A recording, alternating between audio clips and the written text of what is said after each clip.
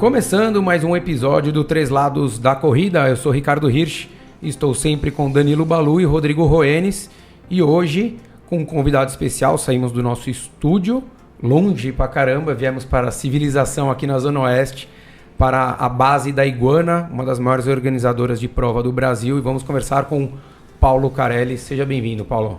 Legal, bom dia Ri, bom dia Balu.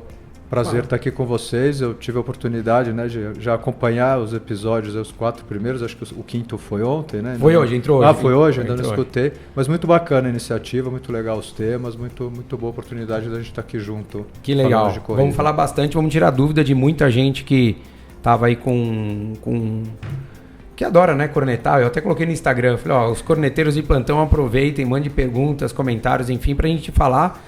Porque a gente sabe, eu acho que até gostaria que você falasse um pouquinho, Paulo, como surgiu a Iguana, para depois a gente poder entrar em algumas questões de organização, de data, de percurso, de hidratação, de número de inscritos, enfim, de um monte de coisa. Como é que surgiu a Iguana? A Iguana, ela surgiu... Originalmente eu organizava corridas de aventura. Eu tinha outros sócios e venho do mercado de corridas de aventura.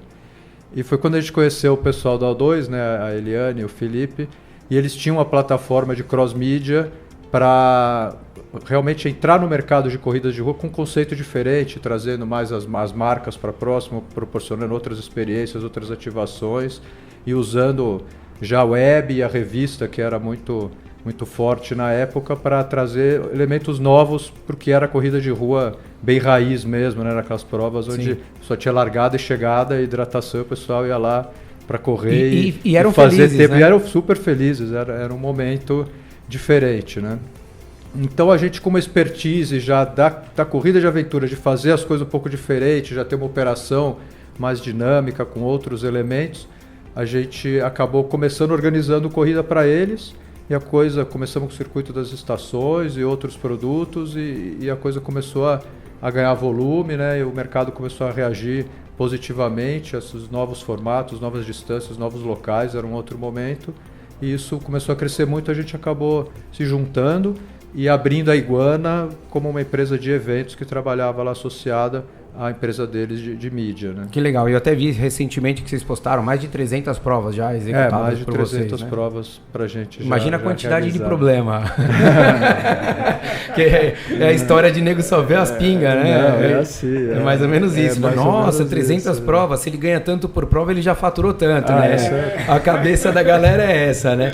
Mas vamos começar aqui. A gente fez num dos episódios que você até ouviu, a gente falou muito sobre a ideia de você ter coisas diferentes, né? Você falou aqui do circuito das estações, isso lá atrás, né? Eu acho que quando a corrida começou a crescer de fato, começou a tomar um pouco mais de corpo e o mercado se consolidar, existe ainda muitos circuitos que tinham naquela época e a gente vê que acontecem e tem que continuar tendo mesmo.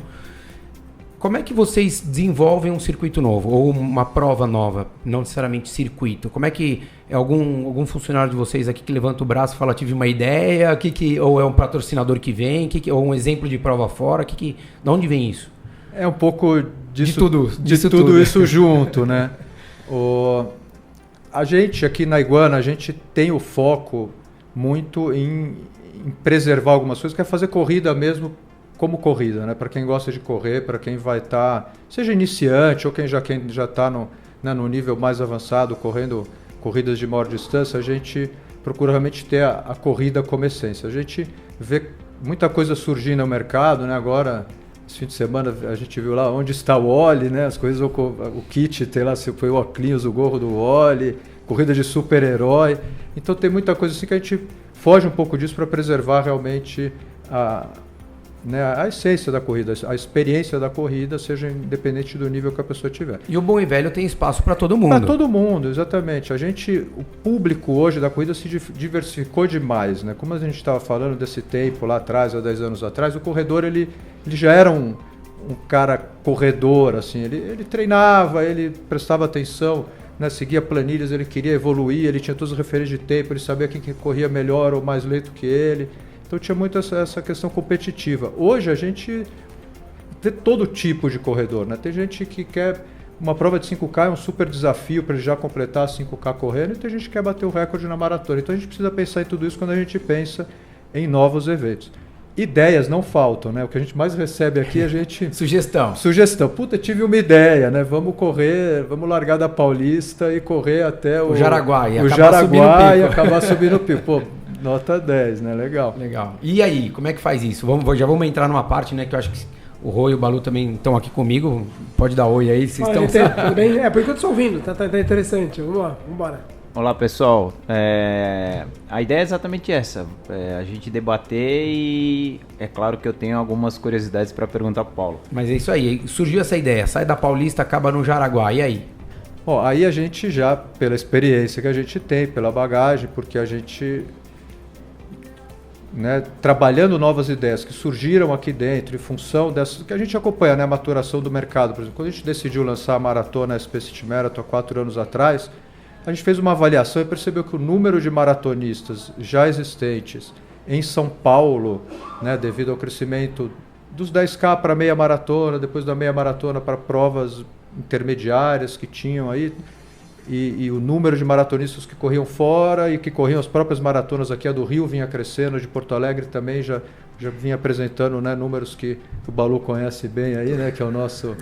É o contador. A realidade dos números é com o Balu. O resto é o que se diz por aí. A gente pode até analisar, mas o número vem dele. O número vem dele, a gente pode até analisar. Mas acompanhando um pouco esse número, a gente viu que realmente o mercado já estava em condições de assimilar uma maratona, né? E aí buscamos realmente colocar uma com qualidade e com uma pegada diferente do que a gente já tem na Maratona Internacional, que é tradicional em São Paulo. Isso, aí trazendo já para a prova coisas que a gente vê lá fora, que a gente corre, que a gente vai ou que a gente até identificava, que vocês identificavam aqui, né? Essa daqui é a necessidade de melhorar algumas coisas, né, para dar mais suporte ali para quem está correndo e proporcionar ali uma condição de segurança. Pode continuar, vai lá, Paulão, vai lá. Não, se quiser voltar um pouco, né, a pergunta como é que a gente faz, né, com as novas ideias, né? Então, já existe hoje na cidade de São Paulo e nas outras também, a gente trabalha evento, algumas coisas já meio sedimentadas e já meio estabelecidas em termos de regras aí de uso do espaço público. Legal. Então hoje a CET, junto com a Secretaria de Esportes e Polícia, já definiram alguns lugares onde se pode correr, onde se pode pensar em fazer eventos e outros que não, assim, a gente sabe que são intocáveis, já tem alguns termos, né, de ajustamento de conduta, algumas limitações até judiciais, onde assim... Hoje, na Avenida Paulista, por exemplo, não é possível se colocar nada novo lá. Na região do Ibirapuera tem restrição a números de eventos. Região do Pacaembu, mesmo a região onde acontece muitas corridas, também tem um número limitado de eventos. Isso falando de São Paulo. Se a gente for pensar Brasil, tem um monte, né? Brasil tem um monte. Rio, Porto Alegre, enfim, deve ter as suas limitações. Exatamente, porque o evento ele causa um impacto na vida de todo mundo e como existem lugares que, né, o fechamento do trânsito realmente impossibilita que as pessoas se desloquem, então os eventos mais ou menos se acomodaram em lugares onde a gente consegue fazer isso e manter a rotina da cidade menos impactada possível, né? Legal. E daí você pensa nisso daí, óbvio, sabendo se cabe... não vai ser Paulista até o Pico do Jaraguá, vai ser numa outra... Dá pra gente colocar num outro lugar. Daí passou disso, vocês vão atrás do quê? Daí de um formato um pouco mais detalhado. Exatamente, a gente vai sentar, a gente procura a CET, né, já provoca essa conversa prévia, vamos dizer, com Secretaria de Esporte e CET, a gente tem essa ideia aqui. Essa ideia já precisa estar amadurecida, né? Você não pode consultar uma papel que nem eu tô aqui. Não dá para chegar, Então já tem que existir tem que ter uma capacidade de investimento, tem que ter ou uma empresa, um patrocinador estruturado, uma responsabilidade. Como se fosse um business plan mesmo, porque na realidade é um evento que vai acontecer que tem que ter tudo descrito ali, né? A partir de onde vai ser, qual a distância, quantas pessoas mais ou menos vão estar, enfim, né? Não adianta a gente chegar com uma ideia só, quero correr. Exato, exatamente. Já tem que ter uma coisa que tenha assim uma sustentação, né? Uma forma, uma capacidade realmente dela acontecer. Sim. Diante de algum ajuste que venha a ser trabalhado depois em conjunto lá com eles. Né? Pode parecer simples, né? Mas não é todo mundo que sabe disso. Que não dá para chegar com um pedaço de papel de pão e falar, eu quero fazer uma corrida aqui, chamar os Os meus amigos. Não, chamar o pessoal da prefeitura e falar, quero fazer uma corrida. Você tem que trazer algo mais elaborado, mais viabilizado para receber a atenção do poder público, porque envolve muita gente, o Paulo está falando, tem CT, fazer uma corrida que a gente chama de itinerante, né? Sai de um bairro, chega em outro, você afeta mais gente. Ficar dando volta dentro da USP, ou em torno do Ibirapuera, por exemplo, ou ali na Pampulha, você muda... Você limita, né? É mais limitado o número de pessoas que você vai atrapalhar. Esse é o termo mesmo, porque se você não está correndo, você está atrapalhando, é bem isso. Então você tem que levar algo já mais desenhado para que o pessoal do poder público olhe e fale, não, é verdade, dá para considerar esse evento ou não? Não, melhora e traz de novo. Aprovada a ideia, o secretário, o CT, todo mundo falou, beleza, quanto tempo dessa primeira conversa até você conseguir colocar o evento no ar? Olha, isso a gente trabalha hoje, cara, assim, para a gente lançar o evento, vamos dizer assim, abrir as inscrições e ele vai acontecer, são 6 meses, acho que para a gente estar com o evento... com inscrições abertas, chamando participação. Isso, tem mas isso é um ano, um né? ano. Assim, um ano antes da hora que a gente começou a ter essa ideia, que a gente acha que é executável, como o Balu comentou, até a gente conseguir chegar a um formato, que a gente vai sentar com eles e discutir, olha, a gente tem aqui a São Paulo City Marathon, a gente quer largar do Pacaembu e chegar no Jockey. Isso foi já elaborado, olhando outras corridas, olhando outros percursos, é um pedaço da São Silvestre, com um pedaço do Centro Histórico, com um pedaço das coisas que acontecem na região do Ibirapuera e as que acontecem aqui na Zona Oeste. Juntando tudo isso, a gente achou que a gente conseguia ligar os pontos e construir uma maratona que realmente fosse mais abrangente. Então, isso aconteceram inúmeras reuniões de ajuste nesse percurso, chamando todas as regionais e CT.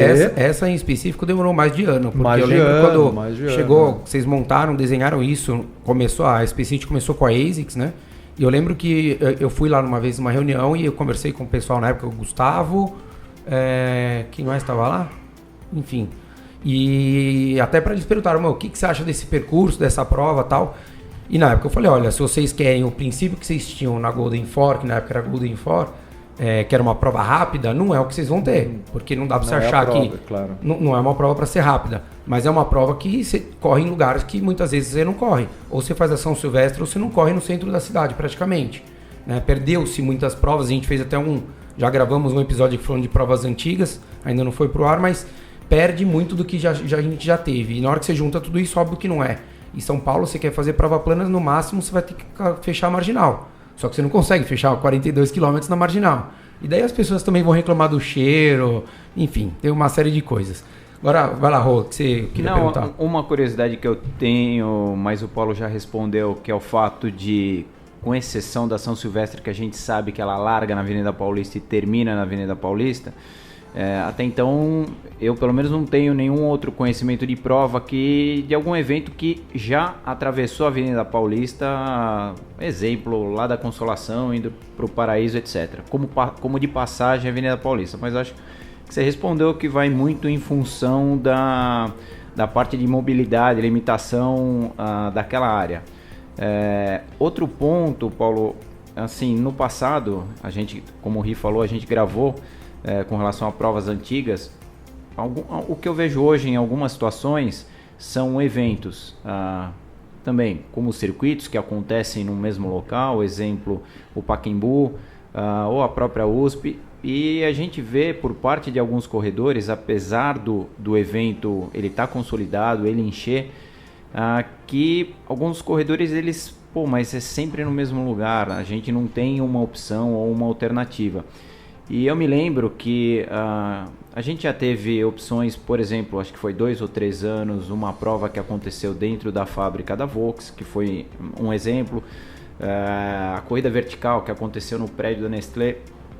Eu queria saber de você no seguinte sentido, você acha que esse tipo de prova, uma prova um pouco mais diferenciada, ela tem uma vida útil mais curta, ou a logística de se organizar nesse tipo de local é um pouco mais complexo?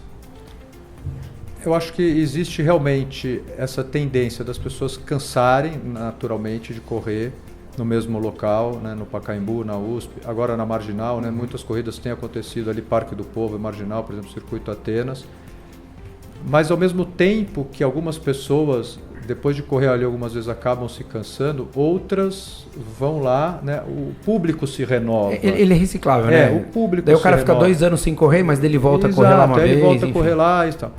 E eu acho que essas corridas realmente, assim, a corrida vertical, a corrida dentro da fábrica e tal, são interessantes. A gente busca estar sempre atento a essas oportunidades, a essas alternativas de, o que a gente pode fazer de diferente. Isso eu acho que é uma busca constante, e eu acho que isso realmente move, né? Daqui a gente corre, a gente sabe, quando surge uma coisa que é interessante, né? Que provoca na gente assim um desafio, vou fazer um troço desse que é diferente, a gente está o tempo todo buscando isso. Mas eu não sei assim, o quanto diferente, na verdade o clássico também, as distâncias clássicas ou distâncias intermediárias, mas a corrida de rua, como é a corrida mesmo estruturada, é o que eu acho que é o que a gente gosta de fazer, né? Mas você vai correr na escada, você vai correr uma vez também, ver como é que é, mas você não vai subir 10 vezes, você não vai se especializar em ficar um alpinista do prédio, um escalador do Banespa, né? Talvez 2 ou 3 pessoas tenham esse desejo, mas eu acho que para abranger, assim como esporte, como para você, né, absorver realmente, né, um evento que se sustente, que precisa de inscrição, que precisa de gente participando, que precisa de investimento, eu acho que essas coisas mais pontuais são bacanas, mas elas acabam durando um tempo, né? Uma coisa que eu enxergo assim é um business, né? Então isso daqui, a Iguana, assim como outros organizadores, é uma empresa que tem fins lucrativos. Então ela precisa ganhar dinheiro para pagar seu funcionário, né? Para todo mundo ganhar o seu dinheiro, enfim, pagar aluguel, pagar telefone, pagar tudo que tenha e todo mundo ganhar dinheiro. E eu acho que vai muito de encontro com o que você falou. Não dá para você fazer um negócio querendo atender 100 pessoas que queiram subir os degraus. Eu acho que pode ser uma coisa customizada. Então, por exemplo, alguma empresa que vem e fala: Paulo, eu quero fazer uma prova assim ou um evento tal. E acho que vai acabar tendo isso sendo mais ações pontuais e não uma coisa que perdure num calendário, né, Paulo? É exatamente isso, né? Essas coisas dependem do investimento específico, né?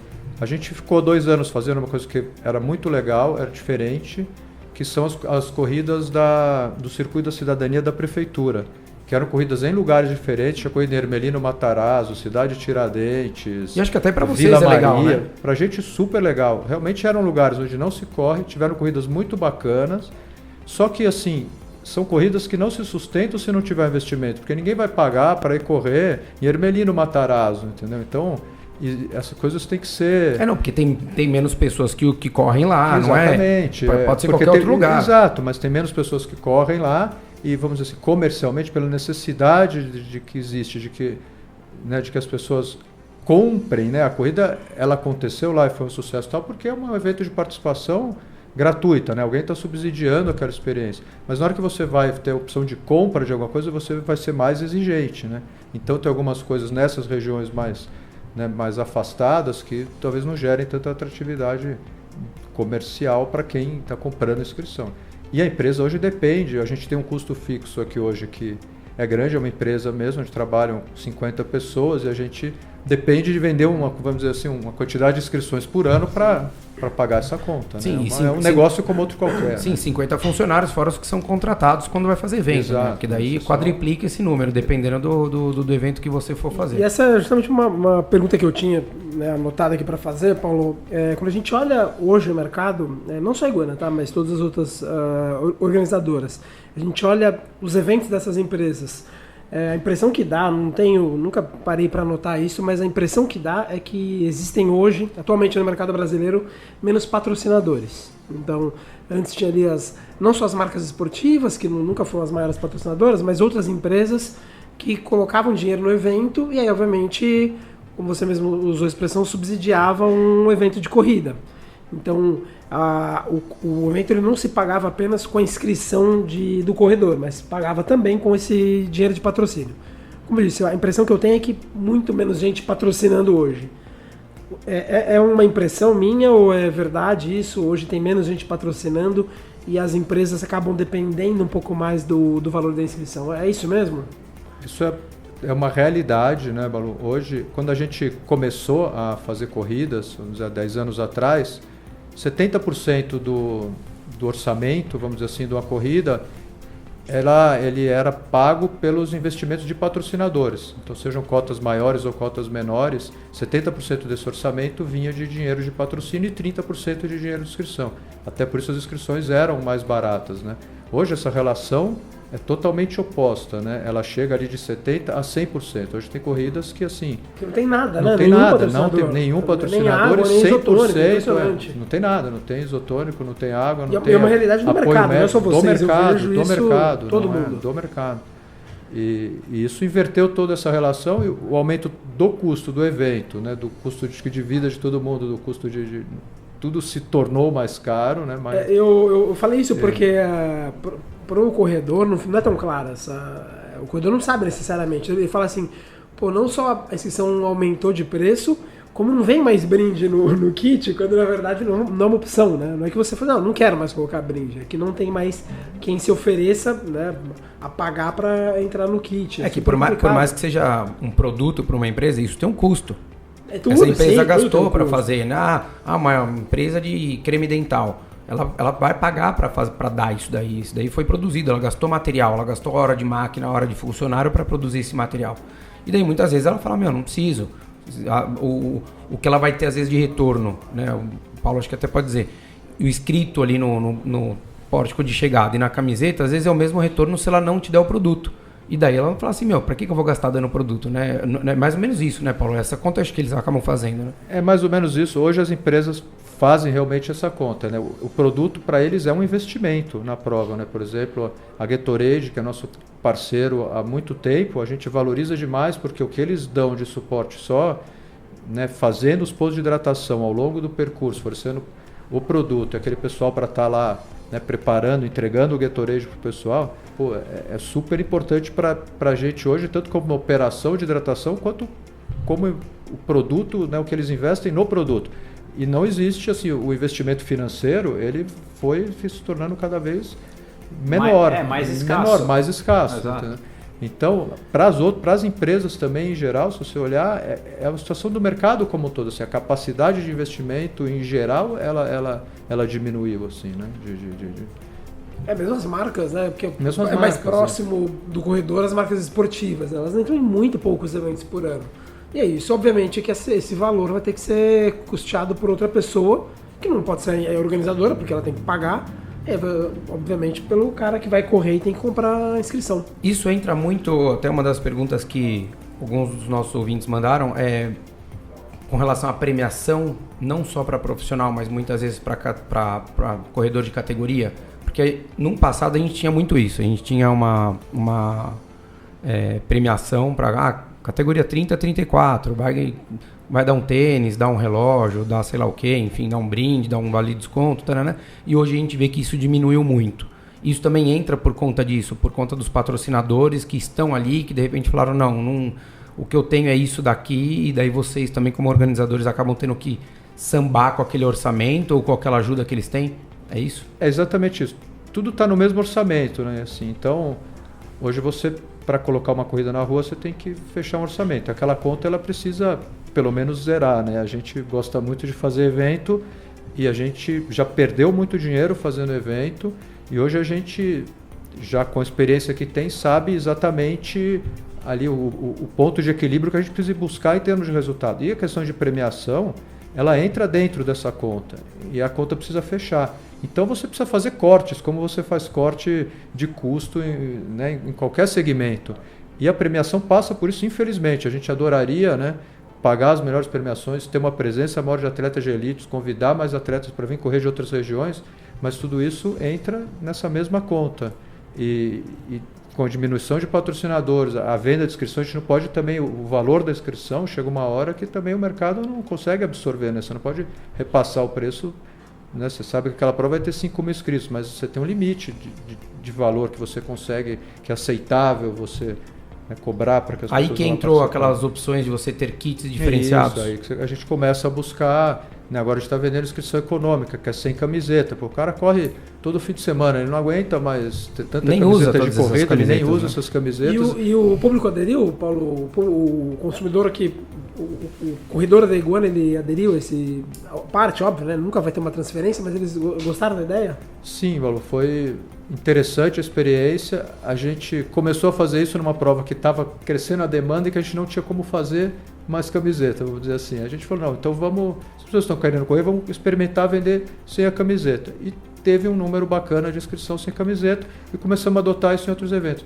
E realmente, assim, tem um número significativo de pessoas e gente que realmente prefere pagar um pouco menos. Ó, tem um ali que pagaria sem medalha também. Nossa, esse seria o mundo ideal, né? O mundo ideal. Parabéns, acho que isso é muito bacana. A gente sabe o quanto é importante, né, a medalha, que representa lá a conquista, assim, mas... Mas eu acho, Paulo, que ainda acredito eu que na conta de vocês seja uma minoria. Apesar de ter uma demanda de quem não faz questão da camiseta, no número final, a grande maioria ainda vai para o kit completo. Sim, a grande maioria vai para o kit completo. As provas lá de fora são assim, né? Quando você se inscreve lá na Maratona de Berlim, por exemplo, você compra a sua inscrição na prova. Se você quiser a camiseta, o corta-vento, a caneca, gravar seu tempo na medalha, você tudo vai à parte. Comprando as suas coisas por fora. Você compra a sua inscrição, né? Então, isso aqui... E não são baratas, hein? Não, nada barato. Mesmo que você não converta, não é converter o euro para o real. Se você pegar a unidade monetária 1 para 1, não é barato. Você pega Nova York, é assustador o preço. Exato, é muito caro. É muito caro, é muito caro. E na realidade, óbvio, acho que tudo também está relacionado ao que você dá, ao que você paga, ao que você recebe. O que a gente... eu tenho essa opinião muito forte, que eu acho que o brasileiro ele é muito mimado. Normalmente ele quer pagar muito pouco para ter uma coisa incrível. E, desculpa, é que nem carro. Se você quer pagar pouco, você vai ter um carro mais simples. Se você quer ter um carro muito bom, você tem que pagar mais caro. E organização de prova é a mesma coisa. Não dá para você querer ter água a cada 2, 3 quilômetros, isotônico, distribuição de gel, água dos dois lados da rua, mas não sei o que lá, uma área de dispersão gigantesca, um show de pirotécnico na largada, na chegada, e você querer pagar barato, né, Paulo? Isso daí essa matemática é simples, né? 2 mais 2. É exatamente isso, né? Exatamente isso. O que você... Tem vários níveis de evento, né? Se você vai montar uma corrida onde a inscrição é gratuita, você tá, né, o investimento, né, lá é menor, mesmo sendo uma corrida que alguém está pagando essa conta, a sua capacidade de investimento é menor, tem alguns elementos que aquela corrida não vai poder ter. Vai ter um pouquinho menos de staff, o guarda-volume você vai aproveitar lá um galpãozinho, lá, alguma coisa que já tenha, para você montar menos tenda, você vai trabalhar, né, com... Menos água. Não que vai faltar água, mas é uma coisa mas assim, menos pontos de água. Tem muitas que faltam. Você vai colocar menos pontos de água, entendeu? Você vai tentar equacionar a coisa, a dispersão vai ser mais enxuta, você vai ter uma corrida mais enxuta, até o padrão mesmo da camiseta, você vai fazer uma camiseta mais barata, a experiência vai ser ótima, vai tudo funcionar, a cronometragem vai ser top, vai ter lá a medalha. Isso você está falando vai por ser você, um pouco né? menor. A experiência vai ser o quê? O trânsito vai estar fechado, a pessoa vai correr com segurança, a cronometragem vai funcionar. E é engraçado, porque eu tenho, por exemplo, 2 alunos que recentemente vieram comentar comigo que foram fazer uma prova noturna e eles falaram, eu falei, vamos fazer tal prova, que a gente tenta sempre canalizar para ter um maior número de alunos na prova, porque é mais legal, né? Mais gente treinando para a mesma prova, no dia da prova todo mundo se encontra, enfim. E daí, tem uma prova que a gente vai fazer e tal, não sei o que lá, tá bom, foram fazer, passou a prova, eles, pelo amor de Deus, não vou mais. Pô, erraram a distância, erraram isso, não tinha água, não sei o que lá, não tinha marcação de quilômetro. Falei assim, bem, mas pagando o que vocês pagaram, não, já dá para se entender que não teria tudo que tem que ter uma prova. E daí entram alguns problemas que acabam acontecendo de última hora, Paulo. Como é que vocês lidam com isso? Porque já teve prova que eu já acompanhei que a companhia de engenharia de tráfego não era de São Paulo, mas era de outra cidade. Não fechou a rua a tempo, no horário. Como é que funciona isso, esse briefing? Eu acho que é legal falar para quem está ouvindo, porque eles falam, pô, que absurdo, mudou. A Maratona do Rio agora, né? Mudaram o percurso na semana. Como é que vocês lidam com esse tipo de problema ali nos 48 do segundo tempo? Exatamente. Reza. Reza todo dia e agradece. Reza quando acorda e agradece quando vai dormir. Né? É mais ou menos assim. Isso é importante, essa parte. Mas o que a gente já faz hoje? Assim, é um planejamento já bem mais elaborado para poder você partir para uma operação lá no dia do evento mesmo. Então, a gente faz umas reuniões de planejamento bastante detalhadas, né? Então a gente planeja toda a operação, tudo que para prever tudo que vai acontecer ali no momento do evento. para que essas coisas, né, que quando surgem de surpresa, a gente tenha como mais facilidade para lidar com elas. Esse problema da Maratona do Rio agora, imagino assim que a gente como organizador está vendo lá, né, o lado da organização da Maratona do Rio tendo que enfrentar esse problema, que é real e não tem o que fazer, realmente é uma necessidade. Hoje não pode assim passar como foi a mais, ponte em São Paulo como que foi caiu. a ponte em São Paulo que caiu, e a gente também teve uma experiência lá, comento rapidinho depois, mas é muito difícil, você precisa manobrar toda uma estrutura que já estava planejada para que o trabalho fosse feito de uma forma, para que as coisas aconteçam de outra. E a gente não tem poder nenhum de ir lá e firmar o pé e querer contestar se vai poder ou não. Tem algumas coisas que são determinadas, né? E numa maratona é complicado, porque maratona tem que ser 42, 195. 195. Numa de 10 que vira 9,5, você ainda pode falar, olha, não é tão legal, mas assim, você até entende, né? Você fala, pô, o cara, tudo bem, queria ver o tempo dele dos 10, mas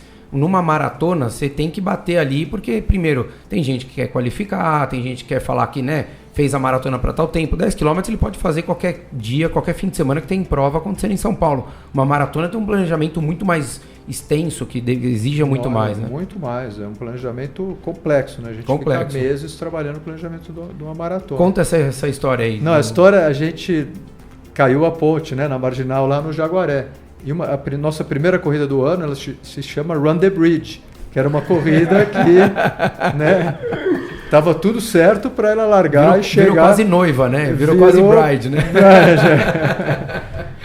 Agora você imagina a Marginal interditada, a camiseta é a ponte, a medalha é a ponte e não tem... Foi correr no centro de São Paulo. E a gente foi correr no centro de São Paulo e vai explicar isso pro público, né? Vai explicar, Run the Bridge não é na Bridge, não tem Bridge, vai ser lá no centro de São Paulo. Passou pelo viaduto do chá, né? Passou pelo viaduto do chá.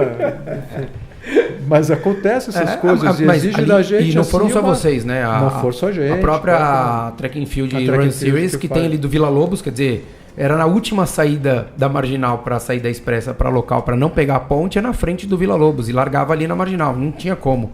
Levaram para a USP também. Levaram para a USP. Então, a gente passa por essas coisas, né? No Rio de Janeiro, na época das Golden Four mesmo, acho que vocês já comentaram, a gente teve que inverter o sentido de uma corrida que uma semana antes estava programada para largar do...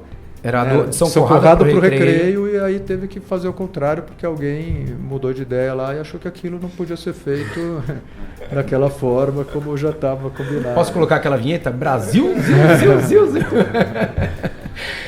Paulo, trouxeram perguntas, né? Quando a gente falou que ia vir aqui falar com você, as pessoas perguntaram, a gente abriu, né, para perguntas do público, e surgiu uma que eu achei muito interessante, que é se há na largada da SP City Marathon aqui em São Paulo, se não existe a possibilidade de ter mais ondas na largada, porque talvez o número atual de ondas não dê uma vazão fluida, vamos dizer assim. Falaram que o que colocaram é que até os 4 km ficava muito cheio, com muita dificuldade ainda. Existe essa possibilidade de repente espaçar um pouco mais as ondas, ou ter mais ondas, enfim, ou é uma coisa que é inviável? Não é inviável. Desculpa te colocar nessa saia justa. Não é. Essas coisas a gente vê com super bons olhos, assim, né? A gente gosta muito do que a gente não é uma crítica, é uma sugestão, exatamente, né? A gente procura fazer, né, da forma que as coisas vão funcionar melhor lá. Tanto que as largadas de onda a gente começou a fazer justamente com essa proposta, porque os acessos, os pelotões por ritmo, a inscrição, por isso, são coisas que a gente foi implantando já nas provas justamente para facilitar, né, que as pessoas corressem lá no seu ritmo. Eu acho que isso é uma sugestão super bem-vinda, a gente pode rever sim, ainda há tempo, e a gente ainda pode, mesmo esse ano, talvez, colocar uma onda a mais, não tem nada que impossibilite a gente de fazer isso. Eu agradeço a sugestão, acho que é super bem-vinda mesmo. Legal, e a quantidade de inscritos, qual é o plano? Vocês têm um limite, de repente, por exemplo, tem prova que a gente já conversou com o organizador, eles falam, limite nosso técnico é 2.500 pessoas, por exemplo, ou 10.000, enfim. Tem um limite que vocês sabem, assim, até tanto a gente consegue atender nessa prova para dar com qualidade ou não, na SP City? Tem, a gente sempre avalia isso, né? E hoje a SP City já está planejada para comportar 15 mil pessoas na meia maratona e maratona, né? São 5 mil correndo a maratona e mais ou menos 10 mil, arredondando os números, 10 mil na meia. Esse número ele já existe em função dos números dos anos anteriores, e a gente já sabe como as coisas se comportam, né? Então hoje a prova está toda planejada em função de horário, em função das vias que ela passa, para comportar esse número de pessoas. É um bom número, eu acho que a gente está ali dentro de uma coisa que funciona e está muito próximo da capacidade dela hoje, usando as vias que ela usa. Agora, ela crescendo, a gente, né, aposta muito, acredita e vem trabalhando para o crescimento da SP City, para chegar, né, em 20 mil, a gente acredita que é uma prova que chega em 20 mil aí dentro dos próximos 5 anos, a gente logicamente vai ter que, se hoje a gente usa um lado da Rio Branco, talvez a gente tenha que usar os dois, então a gente tem que pensar o que a gente, né, consegue mudar ali na prova, algumas coisas são possíveis, o lugar da chegada, por exemplo, eu comentei com você, é uma coisa que a gente está avaliando, né? Hoje... A ambição é que ela seja a maior meia maratona da cidade de São Paulo? Essa é a ideia? Balu, sim, a gente quer ser a maior meia maratona da cidade de São Paulo. E a maratona, a gente já é a segunda maior maratona do Brasil. Do Brasil. Maior de São Paulo. O Rio, né, ela tem um histórico, ela tem uma outra característica. Hoje ela tem números bastante expressivos, que, né, não sei como que isso vai evoluir, mas que a gente se aproxime ali, né, em número de inscritos do Rio. O Rio conseguiu, né, essa questão de tirar a meia maratona, de fazer quase que um festival de corridas, assim, então tem eventos durante vários dias, é muito bacana, isso também acho que atrai muito também, atrai né? muito, é uma coisa que eu achei assim, atrai o agregado, né? grande, a gente sabe que o agregado gosta de também poder participar, né? Exatamente, atrai o agregado, gera um monte de outras possibilidades dentro de um grande evento. Eu acho isso bacana, acho que São Paulo tem tudo também para conseguir criando espaço para as coisas acontecerem, né? É aquilo que a gente conversou, né? As coisas têm que ir acontecendo juntas, né? A maratona de Nova York começou, ela era dentro do Central Park, né? Corriam lá 200 pessoas dentro do Central Park. Então, né, as coisas vão crescendo à medida que a demanda vai crescendo, que a pressão vai existindo, que ela vai se consolidando mesmo. Né? Eu tive agora em Porto Alegre na maratona, e até no episódio que a gente falou, eu mencionei isso, que eu achei muito legal a parte que eles fizeram a transmissão ao vivo. Existe alguma ideia, algum planejamento de vocês arrumarem algum parceiro ou vocês fazerem isso? Porque eu achei muito legal, muita gente, eu vi até ontem ou hoje, sei lá, eu vi no Instagram rapidinho, que até postaram um print da imagem da pessoa chegando, gravaram, entendeu? E tá lá, né? Aparece os patrocinadores no pórtico de chegada, né? Aparece aquela estrutura toda que vocês fazem, que uma grande prova pede, e normalmente a prova de vocês sempre tem isso. Existe alguma possibilidade disso acontecer ou não? Foi muito legal, eu acompanhei a transmissão ao vivo da Maratona de Porto Alegre, funcionou muito bem, né? A gente teve uma iniciativa já 2 anos atrás, começar a conversar sobre isso, mas existiam algumas limitações tecnológicas, né? Você depende de sinal de internet, algumas coisas assim, que hoje já tem algumas dessas coisas já foram superadas. Eu acho que hoje já tem, né, a capacidade dessa transmissão pela web acontecer, como o Porto Alegre demonstrou super bem que é possível, né? E gera muito material, mesmo como você comentou, para depois, né, as pessoas conseguirem ter essas imagens, diferente da televisão, né, captar tudo isso, capturar e depois compartilhar e poder ainda mostrar, e eu achei o resultado disso super positivo.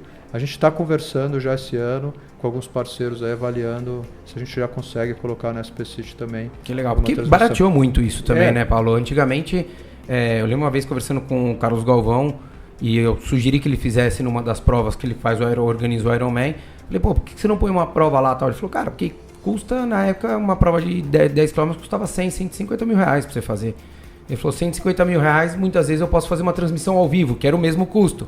Hoje, já o custo de tudo caiu, de uma prova caiu, você conseguiu melhorar um pouco a logística de tudo, mas ainda emperra nessa parte financeira. Né? Exatamente. Hoje o investimento, uma dessas empresas que a gente conversou sobre isso, o investimento era alto, e assim ele falou, mas eu não tenho como garantir a transmissão porque eu dependo se o sinal da Vivo não estiver legal aquele dia, a gente não vai conseguir entregar. Eu falei, como é que a gente vai pagar vai pagar vocês, depois você vai me dizer que o sinal da Vivo não estava legal e não teve transmissão. Eu falei, não pode, né? Não pode, né? Fica complicado. Então... não pode, até porque em Porto Alegre eles mandaram SMS para todos os participantes dizendo que ia ter a transmissão. Então isso também acabou viralizando, muita gente acabou acompanhando. Muito legal. Ô Paulo, uma outra dúvida que eu tenho, aí entrando um pouco mais no mercado de patrocínio, o que eu tenho acompanhado lá fora são duas situações completamente adversas. Se a gente pegar aí as majors, cada uma delas tem um title sponsor forte por vários anos, e eles vêm mantendo a parceria. E quando a gente pensa, vou te dar um exemplo, o Mundial de Ironman do Havaí, de 6 anos para cá, cada ano é um novo patrocinador. Não sei se essa é a estratégia ou se pelo mercado também está um pouco mais afunilado. A tendência é a cada ano o organizador ir buscar um novo patrocinador para aquele evento. De um mercado diferente muitas vezes. Exatamente. Né? Como é que você sente isso, principalmente aqui no Brasil? Você sente que pela situação até econômica do país, às vezes quando vai se buscar uma parceria com um patrocinador, até para um evento consolidado, essa empresa ela prefere vamos dizer assim, uma parceria de curto prazo, mesmo que o evento esteja consolidado, ou não, ela acredita e de repente quer ser parceira por aquele evento por 2 ou 3 anos? Isso é interessante. A grande maioria, Rodrigo, investe por um ano, os investimentos são a curto prazo. Tá? Isso também, pelo que você mencionou, pela própria consolidação dos eventos, então uma empresa às vezes não tem segurança, né, principalmente nesse mercado de corrida de rua, para ter certeza que aquele produto é um produto bom, que ele vai poder se associar e que aquilo vai ser um case de sucesso e vai trazer o resultado que ele espera. Então as empresas fazem o investimento e preferem no outro ano decidir se seguem ou não. Esse ano a gente teve uma sinalização muito positiva, né? Vocês acompanharam a entrada da Cosan, forte no mercado de corrida, e eles já entraram com um posicionamento de como eles estão investindo, eles querem garantir que isso vai se perpetuar por um tempo, pegar essa associação entre a marca deles e os eventos de corrida de rua. Então a gente realmente conseguiu fechar contratos de 3 anos com eles, que para a gente é muito positivo, porque você consegue, né, trabalhar essa parceria, você consegue amadurecer, você consegue construir junto com a marca. E você tem tranquilidade também, né, Paulo, de você não ficar correndo atrás do rabo, né? Assim, o cara te dá uma estabilidade que para aquele circuito, para aquelas provas que você fez, elas vão acontecer e você vai ter um faturamento X. Exatamente, no pensamento de uma empresa. E daí, olhando o lado da corrida, é interessante, porque daí você fala, a prova tá paga, posso procurar outros parceiros para eventualmente falar, você quer fazer uma ação pontual? Você quer fazer uma transmissão? A prova vai acontecer, ela já está garantida. Então, acho que você também começa a ter um pouquinho mais de maleabilidade, mais ferramentas para você poder lidar com outros patrocinadores e apoiadores que entrem nesses eventos. Não chega nesse ponto, né? Isso assim, o investimento de uma Cosan, por exemplo, ele compra uma cota, né? Ainda não preenche 100% do custo do evento. Essa situação acontece como era o investimento que a ASICS fazia nas Golden Force, que é um evento proprietário. Aí o evento ele está... Vocês eram contratados. A gente, né, construía aquilo junto e era contratado para realizar aquele evento. Aí o evento está pago. Agora, um investimento que faz uma Caixa como patrocinador, uma Cosan, Gatorade, essas marcas todas, a conta continua, você precisa dos outros também. A conta continua aberta. Você precisa das inscrições e precisa trazer outros parceiros. Quem quiser pagar, tem um monte de boleto aqui. Tem meu também. Vamos começar a falar disso. Fala que em vez de mandar pergunta, manda quem tá afim de pagar um boletinho nosso. Tranquilo. 3 filhos na escola, sossegado, tem pouco boleto. Paulo, tem uma pergunta aqui que a gente tinha mandado. Eu sei que não é você não é organizador, mas se de repente puder entender e trazer para a realidade de vocês.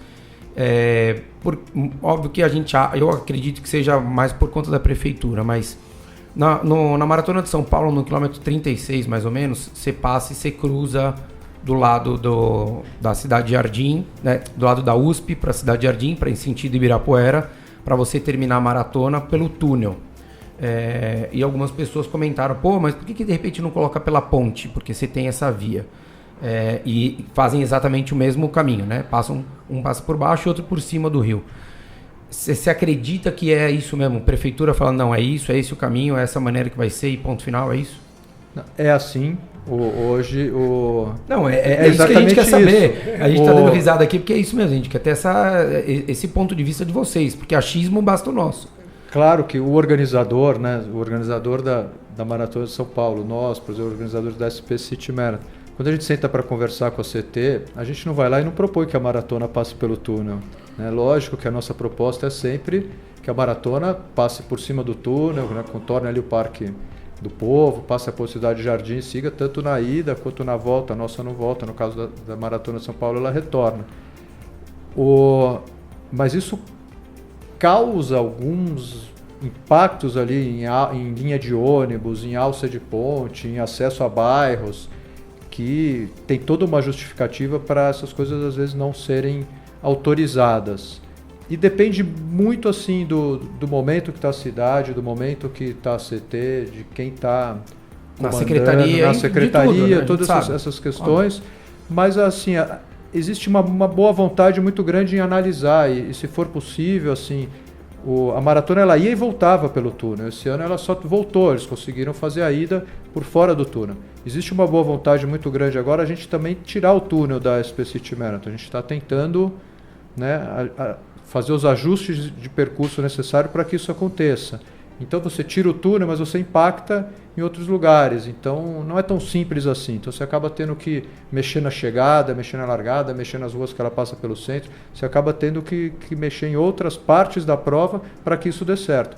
Mas existe sempre uma boa vontade muito grande de Prefeitura e CT para tentar viabilizar essas coisas. Que algumas coisas realmente chegam no fim, são avaliadas como sendo inviáveis pelo tamanho do impacto que ela causa, né, ao redor e no deslocamento geral aí das vias. Né? Tá, eu tenho minha última pergunta, não sei se o Balu e o Rô tem mais alguma, mas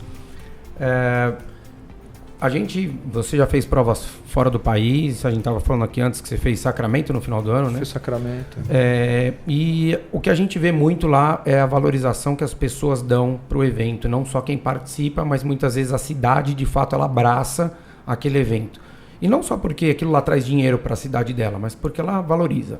E eu tenho uma teoria de que o americano, principalmente, ele é um cara que ele desde pequeno ele ensina o filho dele, pode estar nevando, ele leva o filho dele na rua para ficar vendo o vizinho correr. Né? O filho de 3 meses, 6 meses, não é filho de 10 anos. E óbvio que isso vai passando e você vai estimulando a você valorizar, você dá um valor maior ou o valor devido a quem está ali se sacrificando, se dedicou para chegar naquela prova. E a gente vê que em São Paulo tem uma grande dificuldade com relação a isso. A você ter um público grande assistindo a prova. Esse ano eu fiz um apoio na Juscelino, que é uma área super simples para se chegar, porque é o quilômetro 38 mais ou menos, aí final da maratona. E por mim e pelos meus alunos e alguns patrocinadores da assessoria, a gente decidiu levar uma estrutura. A gente levou mais de 500 garrafinhas de água, de suco de laranja, compramos Coca-Cola, copo e ficamos distribuindo para uma galera lá. E a gente viu que muito pouca gente assistindo a prova. O organizador, eu sei que não é uma obrigação de vocês, mas a gente sabe que faz a diferença para o evento ter mais gente assistindo. É uma preocupação de vocês tentarem atrair também um público maior para acompanhar a prova ou não? Com certeza. A gente, né, como você mencionou, que já esteve lá fora e já viu como as coisas funcionam lá, é muito diferente, né? Hoje, ele pega, se o cara tem uma banda, os amigos tocam rock, ele vai lá e põe a banda dele na calçada naquele dia para trocar, e leva os filhos mesmo, e compra água, e vai entregar vaselina, vai entregar laranja. Eles participam mesmo, realmente abraçam o evento e percebem que aquele corredor está ali, né? Principalmente nas maratonas, né? Assim, lutando para superar um desafio, e faz uma tremenda diferença. O cara lá batendo palma, um cartaz, e tudo isso é muito bacana. A gente tem algumas iniciativas aqui sim para tentar colocar um pouco, mostrar que isso é importante. Na Expo, por exemplo, a gente disponibiliza lá material, né, para os pais fazerem cartazes junto com os filhos para irem para a rua no dia seguinte. Torcidas, né? A gente tenta organizar junto com algumas marcas, patrocinadores, pontos de torcida no percurso também. E a gente hoje investe na questão da música no percurso. A gente põe a música clássica no Municipal, o Chorinho no Vila Lobos, põe um DJ dentro do túnel para animar o pessoal. Coisas que lá fora acontecem organicamente, não é o organizador que fica, né, patrocinando bandas para estarem no percurso. As pessoas vão lá e tocar mesmo para incentivar quem está correndo. Aqui também tem que entrar no nosso investimento. E infelizmente essa é a realidade mesmo, né? O cara fica bravo que ele não consegue sair para comprar o pão dele um dia por ano, né? Porque está passando uma prova de corrida na frente da casa dele, ele prefere ficar irritado e ir lá discutir do que pegar e ir lá bater palma e torcer e entender que aquilo é uma coisa super bacana que está acontecendo. E provavelmente ali, né? esse cara mal sabe que o vizinho, ou o primo, ou alguém conhecido, muito conhecido dele, também estava lá, né? Exato. Porque hoje em dia, se a gente pensasse nisso há 20 anos atrás, era uma realidade. Mas a realidade hoje é que se você senta numa rodinha de 6 pessoas que não se conhecem, pelo menos 2 correm. É isso. E conhece alguém que fez maratona, né? Exato. De 6, 2 correm, as outras 4 jogam futebol. E se ficar em silêncio, você vai saber quem faz triatlon, né? Não precisa nem falar, né? Beleza, Paulo, queria agradecer. Vocês têm mais alguma pergunta?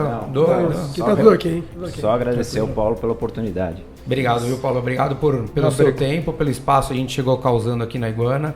E parabéns pelas provas. Eu já fiz várias aí, pretendo estar recuperado logo, fazer várias outras. Boa. Vocês são super bem-vindos. O que precisarem, né? O que tiverem de críticas, sugestões, a gente assimila isso super bem, né? A gente está aqui para ouvir os elogios. A gente gosta bastante que as coisas saem direito, que a gente adora chegar segunda-feira e falar, pô, o evento foi nota 10, todo mundo curtiu. Mas quando alguma coisa não sai exatamente como era para sair ou não correspondeu lá ao que se esperava, a gente está aqui também para tentar entregar e fazer, né, o que tiver ao nosso alcance, considerando todas as restrições, né? Exato. Para que as coisas sejam o melhor possível lá. Né? É isso. E só se cresce nossa dessa mentalidade. maneira. Bem legal. Muito bacana. Legal. Obrigado, Paulo. Obrigado Valeu. a vocês. Obrigado. Valeu. Sucesso aí nas próximas provas até o fim do ano. Obrigado mesmo, Paulo. Valeu, Paulo. Um abraço. Valeu, galera. Obrigado. Um abraço. Falou, gente.